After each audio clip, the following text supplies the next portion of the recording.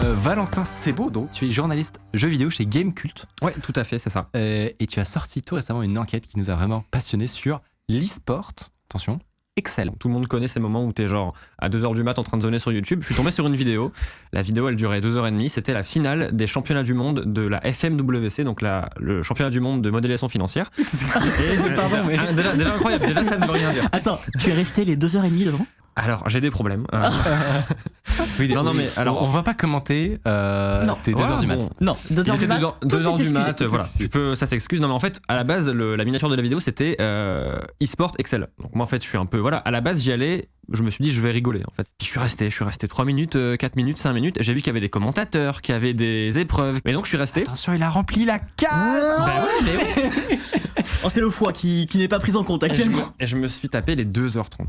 Je me suis tapé les 2h30 de la vidéo et alors il y a une part de regret quand même, on va pas se mentir, mais en fait j'étais fasciné et à la base j'y allais pour un petit peu me moquer et me dire mais qu'est-ce qu'ils foutent sur Excel à faire des championnats et tout, et en fait c'est fascinant. Et qu'est-ce qu'il faut alors, parce que modélisation financière, ça sonne chiant comme ça. Ça sonne chiant. Ça sonne peu d'intérêt de ma part pour l'instant.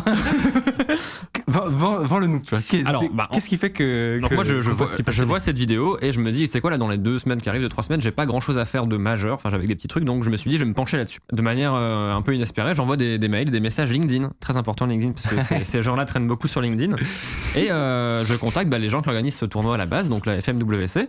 Je contacte les organisateurs, je contacte des joueurs, je contacte le champion du monde, parce qu'il y a un champion du monde d'Excel, et je commence à avoir des réponses. Donc déjà, je suis étonné, quoi. Enfin, super, vous me répondez, on va en parler et tout. Et déjà, ils m'ont dit tout part de ce qu'on appelle la modélisation financière. Alors moi, mon rapport avec Excel, c'est un rapport de moldu, tu vois. Moi, j'utilise Excel pour trier des trucs ou faire mes comptes et encore voilà. Faire une somme. Voilà, faire une somme. Voilà, je connais pas vraiment. Enfin, je pourrais même pas vous citer de formule à utiliser sur Excel parce que j'en ai une utilisation vraiment occasionnelle. Ouais. Mais la modélisation financière, en fait, c'est la discipline qui consiste à littéralement modéliser l'état d'une entreprise et de ses finances à un moment T sur Excel. En gros, il y a une boîte qui a besoin de faire le point sur ses finances avant, ses finances présentes et ses finances après, qui va aller voir un gars qui fait de la modélisation financière et ils vont lui dire ok, voilà tous les papiers qu'il te faut, voilà nos dépenses, nos recettes, nos machins et tout, chaque mois on a ça, etc. Ouais. Et lui, son taf, c'est le mec est dans Call de Co, il va traduire tout ce que l'entreprise lui envoie sur Excel. Donc il faut que tout soit interactif, il faut que toutes les formules soient bien, voilà, enfin faut que le tableur Excel, lorsqu'il l'envoie à l'entreprise qui l'a commandé, ce soit un dashboard de rêve. Voilà, c'est un dashboard dont ils peuvent utiliser absolument tout dessus pour voir leurs dépenses, leurs recettes, leurs machins. Mais en fait, voilà, donc il y a des gars dont c'est le métier. Après, t'as des gars qui font ça de manière un petit peu indirecte, dont c'est pas le métier à temps plein. Tout le monde n'est pas modéliste financier. T'as aussi des comptables, des analystes, plein de corps de métier qui vont faire de la modélisation à un moment ou à un autre. Et un jour, il y a un gars, il s'est dit, tu sais quoi, il y a plein de gens qui sont forts sur Excel, on va les faire s'affronter. Ça va être trop J'adore bien. déjà ce mec. Oui, et donc ce gars s'appelle Andrei, alors les Américains l'appellent Andrew, et c'est le créateur de la FMWC en 2020. Il faut savoir que Microsoft avait déjà lancé des championnats e-sport de Excel en 2013, ça s'appelait le Model Off. Ils invitaient principalement des étudiants et des gens à participer pour se faire un nom et un peu réseauter. Et donc ce gars s'est dit, en 2020, on va créer une compétition. Alors là, pas de chance, il y a eu le Covid, donc du coup... c'est récent en fait. Alors la nouvelle version est récente, ouais. Avant le Model Off, c'était des trucs qui se passaient donc sponsorisés par Microsoft avec des cash prize de $30,000 quoi. Enfin, $30,000. mais c'est un délire. Mais oui, $30,000. Et ils se réunissaient dans une salle et donc là voilà, ça par exemple, c'est un teaser de la FMWC 2021. Mais what? Et en fait, ils se réapproprient les codes de l'e-sport. C'est vraiment j'ai l'impression que c'est une compétition de LoL. Les petites lampes néons, les drapeaux, la coupe et tout. Enfin vraiment, t'as l'impression de voir la présentation de Fnatic sur League of Legends quoi. Mais en fait pas du tout. C'est des gens qui font du Excel.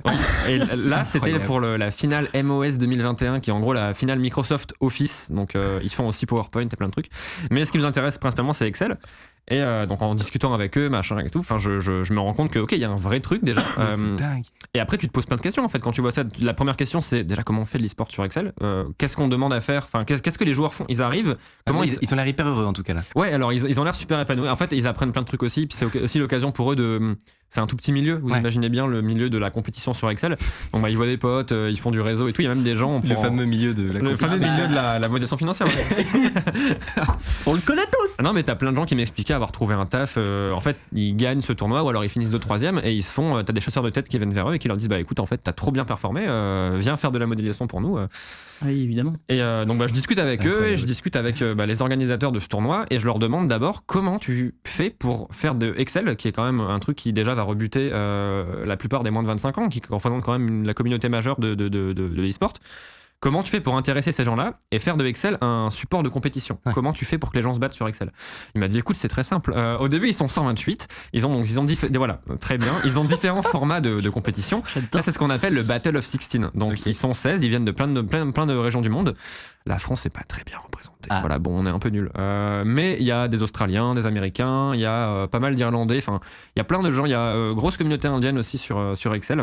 Je pensais jamais prononcer cette phrase, mais je viens de le faire sur Grosse Twitch. commu. On rappelle que tu es journaliste jeux vidéo à la Oui, base. oui, non, mais voilà, et donc ils ont plein de formats. Leur format principal, c'est ce qu'ils appellent la FMWC Cup. En gros, c'est un truc qui court sur toute l'année, où les scores s'accumulent et à la fin, celui qui a le plus de scores devient champion du monde. Et fondamentalement, on va demander à des gens de venir dans une salle, où là, en l'occurrence, comme il y a le Covid, on va leur demander de se mettre en ligne. Et c'est vraiment une épreuve, c'est un devoir de fac. Ils arrivent, ils sont donc 16, 128, 64, etc. Et après, il y a des brackets, des phases de poule, etc. Mais quand ils arrivent, ils n'ont pas le sujet. Et ils ont en fait une feuille sur laquelle c'est marqué ok, voici l'épreuve, vous êtes par donc t'as plein de sujets différents. T'en as un qui m'a marqué, c'était vous êtes gouvernement militaire d'un pays fictif qui est en guerre avec le pays voisin. Voici vos effectifs de troupes, armées, au sol, air, mer, etc. Voici les effectifs du pays voisin. Calculez l'issue probable de 100 affrontements entre ces deux pays.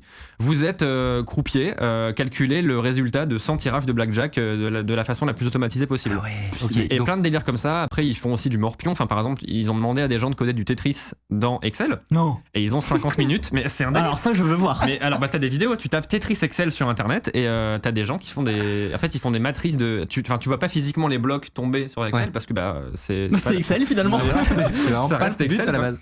Mais ils font des matrices. Tetris tourne sur Excel et ils ont des matrices qui calculent automatiquement ce qui se passe. Et c'est un délire, c'est hallucinant. Et en fait, Incroyable. donc, par exemple, déjà ils se donnent des pseudos. Alors moi, j'ai découvert que Andrew Ngai, qui est le champion australien de Excel, déjà lunaire, ce gars il a un pseudo, il s'appelle Ngod. Ses fans l'appellent le Ngod d'Excel. T'as aussi le Excel Wizard ou le Excel Ninja. Le Excel Ninja parce qu'il est super rapide et genre du coup son surnom c'est le Excel J'adore. Ninja. Mais c'est Il y a un mais c'est lore, trop bien. en Ils ont fait, vraiment ouais. gamifié le truc jusqu'au bout. Et en Quoi. fait, ils se réapproprient vraiment les codes de l'e-sport traditionnel. Et ils ont raison. Et ils ont raison parce qu'en fait ça fonctionne. Alors on pourra reparler après en termes de dynamisme, c'est pas Counter-Strike quoi. Ouais.